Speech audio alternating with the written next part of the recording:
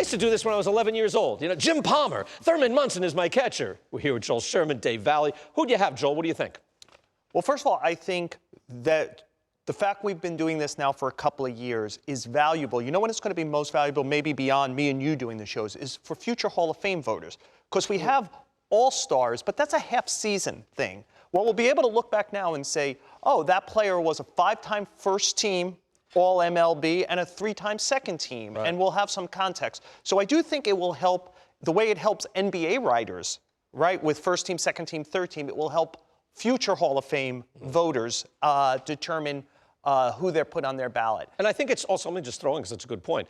It's also important, just like in the NFL, you say he's an all-pro, meaning you are first-team all-pro. If you're all-pro in baseball, all MLB, that's meaningful. That's a big deal, I think, even for players. But I do remember growing up and following the all-pro in the NBA, right? It's like who is the best in that position of the entire baseball world. And I think that's the best way to rate all the guys. Okay, where do you have differences with me? Which I can't see for, I don't know where you're going. Yeah, maybe we can throw those up on this board. But the first one that I think I had was with Trey Turner. I know you had Fernando Tatis, clearly the sexy pick. But when I started looking at what he was able to accomplish in this 2-month period, he led all shortstops in slugging in .982, led the Major League Baseball in hits, second in weighted runs created plus, second in on-base percentage. Fangraphs WAR 2.7, just slightly behind Tatis. You could sell me on Tatis, but Turner just had a tremendous season. I don't think you can go wrong with those two there. Do you have any other differences? I did. Nelson Cruz. Nelson, how do you get? Ozuna was so easy. A little better. You're going to go, how did I not think of that? So Marcell Ozuna played over 21 games, or over 20 games in the outfield. He wasn't a DH, a true DH in now you want a true year. DH? Yeah. You can do that at catcher. You can do it DH. Who cares? But today I'm doing it this way. All right. Well, there you go. My DH is Nelson Cruz. You see how close they are anyway. Look, the OPS plus or weighted runs created plus, it's not going to be really different. 175 to 169. League average is 100. So, you know, it's very close. I just think we had those same arguments with Javi Baez, right? Is he a shortstop? He's a second baseman. I think he was like first in second and short at the same year. It's like, okay, wait, hold on. Let's flip a coin and make a decision here. Okay. Nelson Cruz is a DH. He played all of his games in that DH position. But DH is, you're just sitting there going to hit. It's not like you didn't catch, like, cause you need to catch to be a top flight catcher. No, you don't have to do anything to DH but hit. But if I'm not playing that position, how can I be credited with playing that position? Yeah, right. I don't do that that game. But go ahead, Joel. Who do you got? Just one of the things I do think this going forward should have a hybrid. Like somebody who's played X number of games. It would have been tougher in a 60-game season, but there's clearly guys who move around who maybe don't have singular value at one place, but have a lot of value over 162 moving around, almost like a special teams player. Right. We all of those guys. Chris Taylor. Yeah. Who do you have? Do you have differences? Yeah, I had differences. I had Machado at third base instead of Ramirez. I think, look, the MLB was nice enough. They asked me to do one of the ballots for them, so I did a first team and a second team, and they were my first team and second team, and I had the split. The toughest ones were shortstop and third. I had Tatis and Machado, but I had Turner and Ramirez as the second team. I went down. I will say that I ended up with Tatis and Machado, almost like we watch the postseason and we talk so much about, man, it's hard to win if you're not great on defense. And then we vote for these awards almost totally on offense.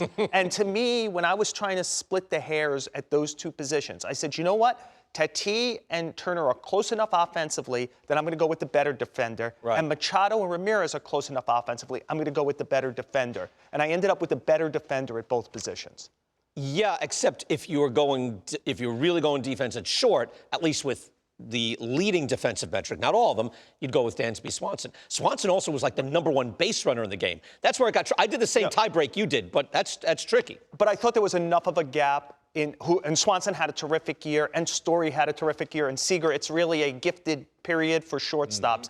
But I thought that, look, if we were going to get it down to two people, I think Swanson falls out because of the offensive gap. The hitting gap. That's what I did. Yeah. And so once I get it to Turner and Tatis Jr., I thought it was close enough to go with the defender. Yeah, short. I did a whole essay on shortstop because it was that difficult, and I thought it was that close with Turner as well. How close were you on Dansby Swanson? Because we're not a slave to war, clearly. You want Right. defense, but I'm not just going, hey, this guy's a 2.6, that's a 2.1. No, I'm going with the higher number. Swanson had an amazing year defensively, but I think as I'm looking at overall picture of who's the best, the impact on the offensive side was just too great, and Swanson just wasn't close enough to either Tatis or Turner in that situation. Can I throw out one more? Because you're mentioning Swanson, and I do want to, even though he didn't get on my first team or my second team, there would have been a third team, but Swanson falls into, he's not Mookie Betts.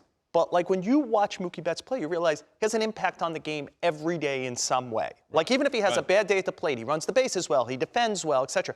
You know, Swanson is a junior version of that. I see him play at Citi Field all the time, and I'm always take away. He helped this team win a game today. And ultimately, sometimes we get caught in the analytics, statistics, and I know that if you have enough of it, it equals a win. But sometimes when you're just watching the game, you go, man, that guy really helps a team win a baseball game. Right. And Swanson falls into that category of, man, he really helps his team win a baseball game. Right, and yet none of us went with him. I know you're right, because it'd be one thing I could easily say, no, Swanson had the defensive metrics, at least in the leading defensive metric, but not in all of them.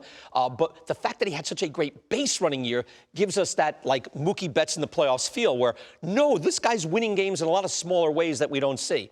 But you're right, we don't quite reward that as readily. And I think what tends to happen is the players who are the best defenders and base runners, like Betts, like Swanson, I think they're generally the smartest players also. So they kind of help you in a different way that's totally problematic to quantify. Throwing to the right base, understanding the baseball clock in your head. Oh, I can't turn the double play here. I can only get the force. Slow down and get the force. Don't overrush a play. And I think those players, again, they just help you win every day with their skill, their will, and their brain.